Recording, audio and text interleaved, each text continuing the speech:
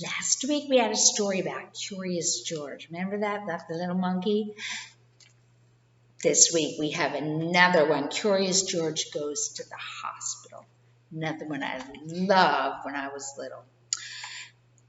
This story tells how George was a good friend. And that's kind of what we were talking about last week in Bible class in first grade. And how friends can be a help and encouragement to us, right? This story goes along with it, okay? So I hope you enjoy the story, okay? Here we go. This is George. He lived with his friend, the man with the yellow hat. He was a good little monkey, but he was always curious.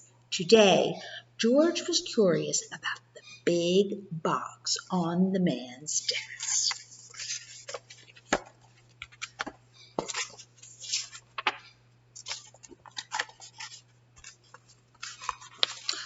What could be in it? George could not resist. He simply had to open it. It was full of funny little pieces of all sorts of shapes and all sorts of colors. George took one out. It looked like a piece of candy.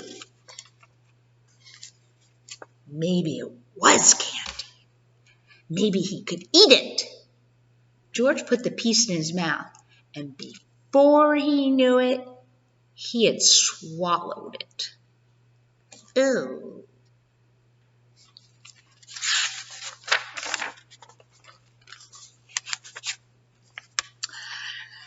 A while later, the man with the yellow hat came home. "Why, George," he said, "I see you have already opened the box with the jigsaw puzzle. It was supposed to be a surprise for you. Well, let's get to work on it." Finally, the puzzle was finished. Well, almost finished. One piece was missing. Can you see what the puzzle is? Look at that. It's a picture of when he got George. What a fun surprise. But it's not all there. That's sad.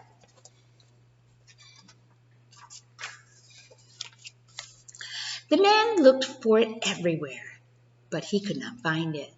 "That's strange," he said. "It's a brand new puzzle." "Well, it cannot be helped. Maybe we'll find it in the morning. Let's go to bed now, George." The next morning, George did not feel well. He had a tummy ache, and he did not want to eat his breakfast. The man was worried. He went to the telephone and called Dr. Baker. "I'll be over as soon as I can," said the doctor.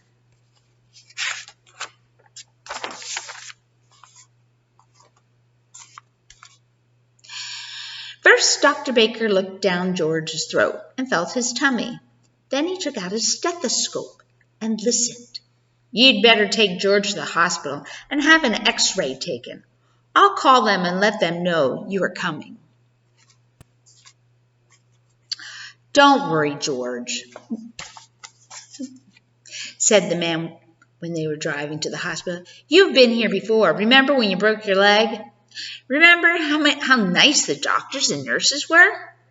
George held his big rubber ball tight as they walked up the hospital steps.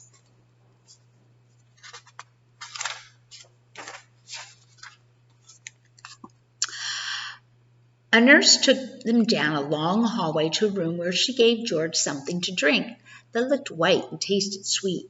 "It's called barium," the nurse explained. "It helps the doctors find out what is wrong with you, George." In the next room stood a big table, and a doctor was just putting on a heavy apron. Then he gave the man one just like it. George was curious. Would he get one too? Oops. No, he did not. "You get on that table, George," the doctor said. "I'm going to take some X-ray pictures of your insides." He pushed a button, and there was a funny noise. "There. Now you may get up, and we will have the X-rays developed right away."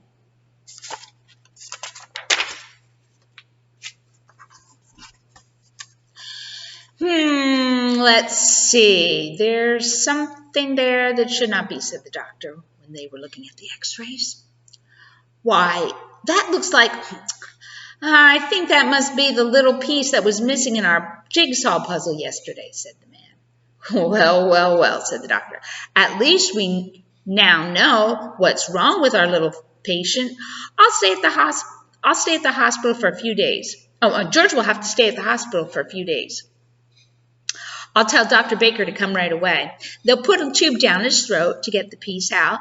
It's only a small operation. I'll call a nurse and have her take you to the admitting office. There's my chair here. Okay.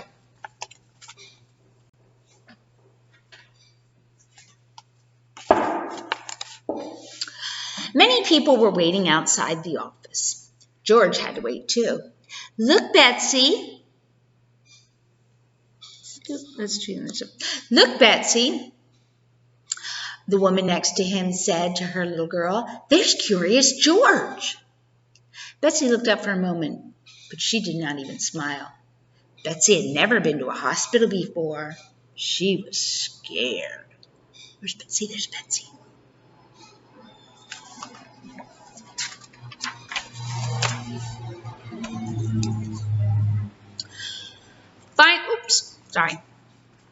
Finally, it was George's turn. A pretty young nurse took him to the next room. My, how many rooms and how many nurses there were. One nurse wrote down a lot of things about George. His name and his address and what was wrong with him. And another nurse put a bracelet around his wrist. It has your name on it, George, she said, so that everybody knows who you are.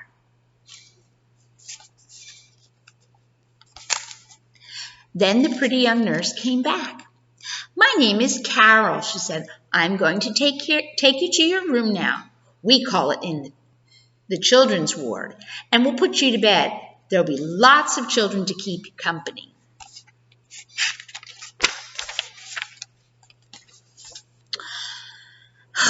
And so it was. There were a lot of children in the room. Some were up and around. Others were in their beds with a doctor or nurse looking after them. Dave was having a blood transfusion. Steve had his leg bandaged and was sitting in a go-kart. Betsy was in bed looking sad, and George got the bed right next to her.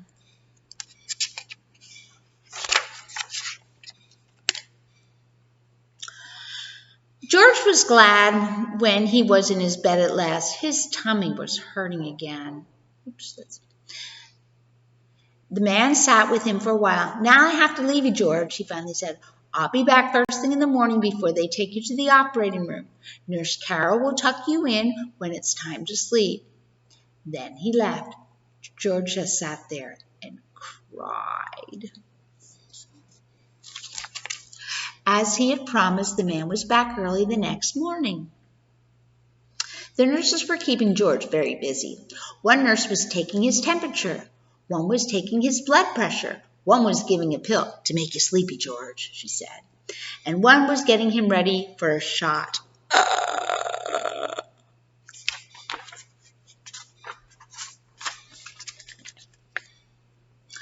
It's going to hurt, George, she said, but only for a moment. She took his arm, and George let out a scream. But the needle hasn't touched you yet, said the nurse, laughing. There, now it's done. That wasn't so bad, was it? No, it really was not. And anyway, it was over now. By the time the attendant came with the stretcher to wheel him to the operating room, George was getting sleepy. He tried hard to stay awake. He was curious to see what would happen next. Ooh. Let's see, what will happen?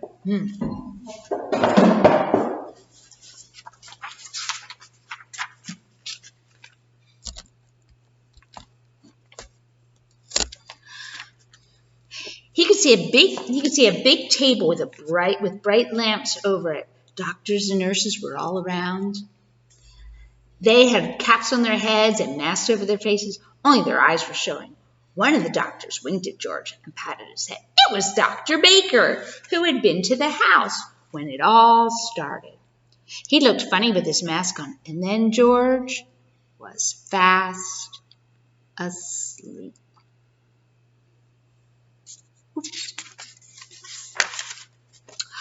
When George woke up, he did not know what had happened. He did not even know where he was. Then he saw Nurse Carol. "It's all done, George," she said. "They got the police out. In a day or two, you will be running around again." The man had brought him a picture book, but George felt sick and dizzy. His throat was hurting. He was not even curious about the new book. He closed his eyes again.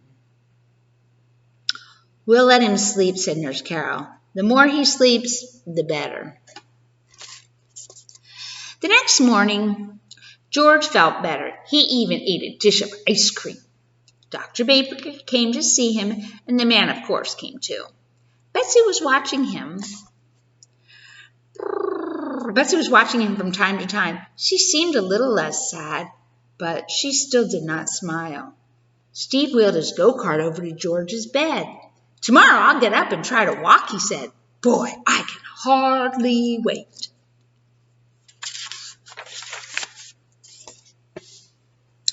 "I'll take you to the playroom now, George," Nurse Carol said the next morning, "and in the afternoon your friend will come and take you home." The playroom was full of children. A lady was showing Betsy how to use finger paint. There were all sorts of things to play with, even a puppet theater, and that was just the thing for George. He had 4 hands, so he could handle 4 puppets all at the same time. George gave a real puppet show with a dragon and a clown and a bear and a policeman. The children laughed and shouted. And even Betsy, for the first time, smiled a little bit.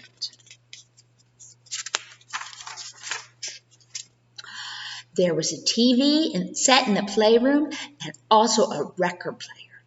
George was curious. If he climbed on the record player and turned the switch, would it go around like a merry-go-round? It did. It started slowly, then it went faster and faster. Whoopee! George had lost his balance and was sailing through the air. Woo! Luckily, George landed on a soft cushion. The children cheered, and Betsy smiled again. George was so funny. But then the play lady picked George up. "That's enough for you now. You'd better go take a nap. Before lunch, we have a big day ahead of us. The mayor is coming to visit the hospital today, and later on, you will be going home, George." When George woke up, Steve was just taking his first steps. A nurse was helping him, and the children were watching. The go-kart was standing there empty. George was curious. He looked at it. Then he climbed into it.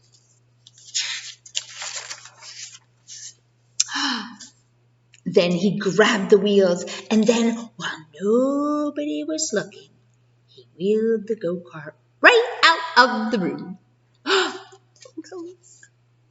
George could make the go-kart go very fast. This was fun. Down the hall he went. By now the nurse had noticed that he was gone and came running after him. "George! George!" she shouted. But George was too excited to listen. He wheeled around the corner and down the ramp to the floor below, where some men were busy pushing lunch carts and a lot of doctors and nurses were showing the mayor around.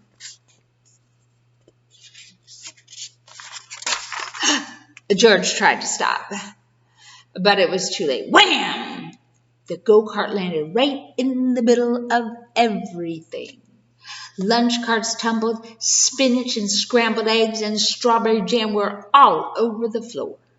People fell over each other, and George was thrown right out of the cart and landed into the mayor's arms.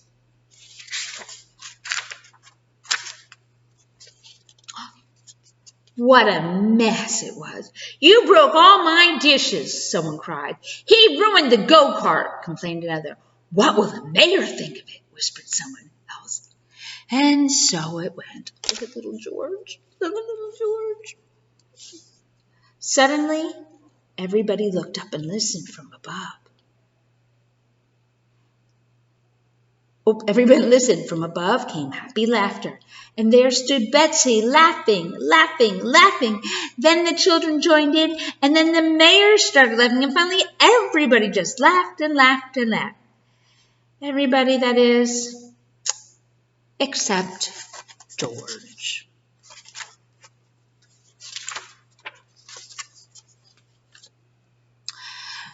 Betsy came running down the ramp, threw her arms around George, and kissed him. "Don't be sad, George," she said. "The whole thing was so funny. I never laughed so much in my whole life. I'm so glad you're here in the hospital with me." Now the director of the hospital spoke. "I'm sorry this happened, Mr. Mayor," he said, "but I think we'll just clean up the mess and be done with it." "George," he went on, "you've made a terrible mess, but you also made our sad little Betsy happy again, and that's more than any of us has done. And now I see that your friend has come to take you home. So goodbye, George. Take good care of yourself." The children crowded around the windows, waving goodbye when George and the man with the yellow hat were finally leaving the hospital. As the car was turning into the driveway, Nurse Carol came running after them. Wait! Here's a package with something that belongs to you, George," she called. "But don't open it before you get home." Well, George was curious. Who would not be? The moment he reached home, he ripped the paper off, tore open the box, and there was the piece of the puzzle that had caused all the trouble. "How nice of the doctor to save it for us," said the man with the yellow hat. "And now we can finish our puzzle." The end. What a isn't that a fun story? Right. George was funny, and he made the children laugh, and that's what good friends do, don't they? They help us to be happy when we're sad. But then George got sad because he messed up, right? And he felt really, really bad. But what did Betsy do? She came to make him happy and tell him, "It's okay. We love you anyway," right? We can do that with our friends too, can't we? We can try to make them happy when they're sad. When they get discouraged, we can be there to say, "That's okay. I still love you." Right? I hope you enjoyed the story, and we'll have another one next time.